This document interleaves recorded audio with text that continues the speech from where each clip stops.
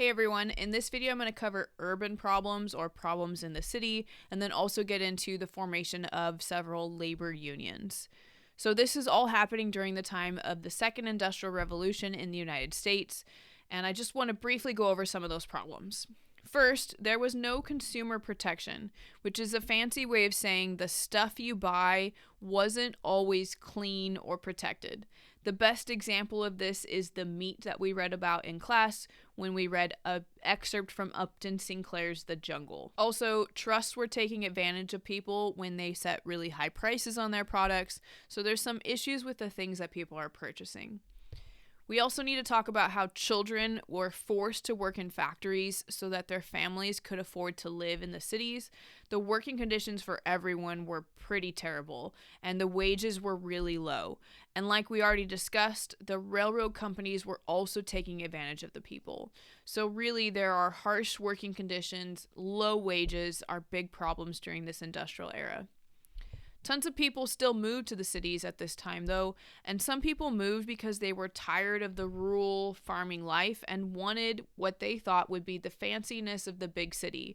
Skyscrapers were popping up. Cities now had huge department stores you could shop at, like Macy's, which also helped provide jobs for women. But the main reason that people moved to the cities was for work. The explosion of factories and new manufacturing goods led to tons of new jobs. This also led to new immigrants moving to the cities in search of work. These immigrants were coming from Southern and Eastern Europe during this time period, and they mostly settled in the poor parts of the cities in tenements.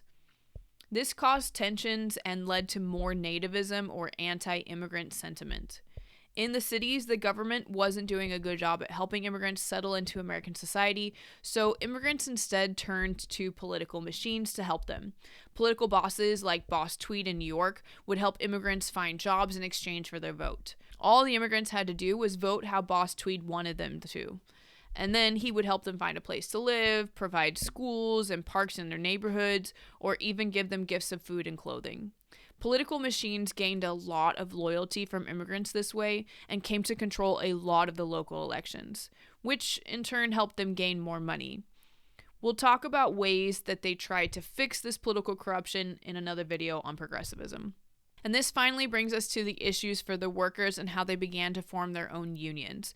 Workers had to deal with low wages, unsafe working conditions, and there was also widespread child labor. And in some businesses, they even created company towns. This would be in places like railroad construction sites or coal mines. The workers would live in a building owned by the company and shop at stores the company also owned. And this was a problem because they could choose to pay the workers with scrip, which could only be used at their stores. And sometimes prices were high, which means workers could go into debt and then had to pay off this debt before they were even allowed to leave. So imagine if you worked at a place and you only got paid in coupons that went to that store. It would be really hard to save up money and go anywhere if you could only spend what you were earning at the actual company's store. Employers were able to demand all this work and pay workers so little because they could easily fire the person without any cause and hire an immigrant who would work for less.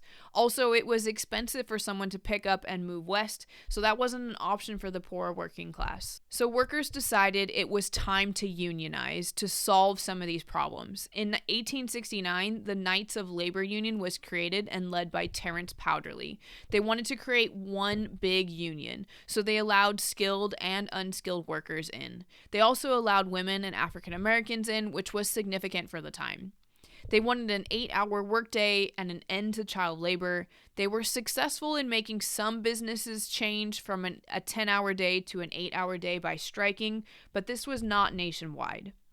They were also successful in passing the Chinese Exclusion Act, which would have been seen by workers as something helping to protect their jobs from immigrants who were usually willing to work for less. But their downfall was the incident in the Haymarket Square, where there was a labor protest being held there and it got out of hand. The Chicago police were sent in and then a bomb went off. 8 anarchists were arrested. Although there was no connection between the Knights of Labor and the anarchists, people will continue to make this connection between the labor unions and the violence that the anarchists sometimes promoted, so this led to the labor union's downfall. Then in 1881, the American Federation of Labor was formed. They had similar goals like an 8-hour day, 6-day work week, higher wages, and better working conditions.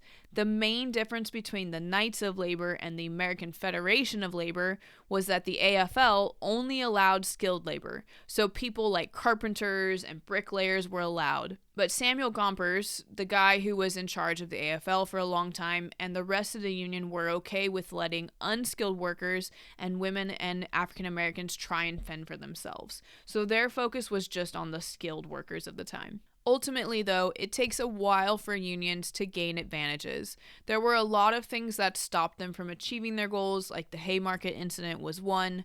Another was that immigrants were anti-union and were willing to break the strike and go work for less wages. Workers called people who did this scabs.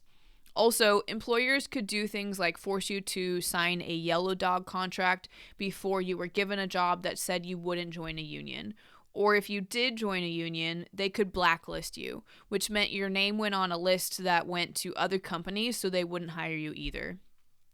Or companies could just use a lockout, which is like the opposite of a strike. A strike is when workers refuse to work to make a point and bring about changes. Well, a lockout is when employers don't allow workers to work to prove their own point. The last downfall of the labor unions were the strikes that were unsuccessful, like the Homestead strike and the Pullman strike. When these both fail, it convinces other workers that their attempt at a strike might fail too. Okay, your practice question today is going to be about this political cartoon called The Bosses of the Senate. We did look at this in class together, so it should be familiar to you, but it is a popular one that I've seen on the test before. So you have a short answer question on this one this time. Take a look at the political cartoon, pause it here, and then skip forward a little bit to see the questions, and then pause on the questions, which are asking you about specific situations depicted within this image. After you do that, check out the answers in the description below. Hope you guys have a great rest of your day, and we are so close to being done. You guys got this.